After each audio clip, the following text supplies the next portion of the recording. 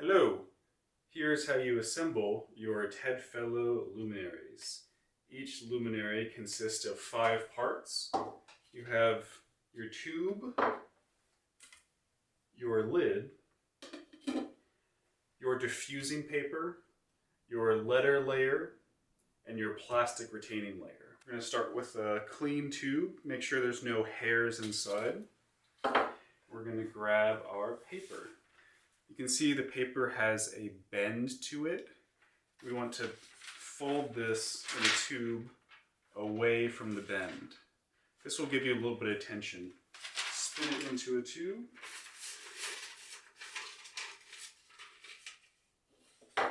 Now we're going to keep track of the seam line because for each layer we're going to have a seam where edges come together, and we want to keep all those lined up as best as we can.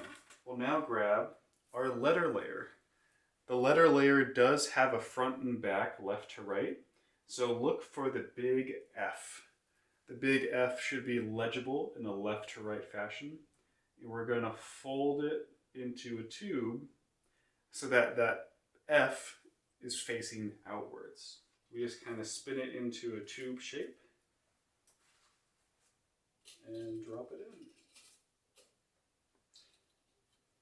The first thing to make sure is that your seam line, that no letters are overlapping. If you have letters stacking on top of each other, then the plastic layer may not click into place. We'll take our plastic layer, bend it into a nice little tube. We're going to drop it in and then let go of the tension. You can see when you first put in the plastic layer, it'll hold tension, but you're going to have this big overlap. And these are cut very specifically so that if we pull the plastic apart, it'll actually almost click into place and hold the tension. So you hear that little click. Now you can see the gap is very flat.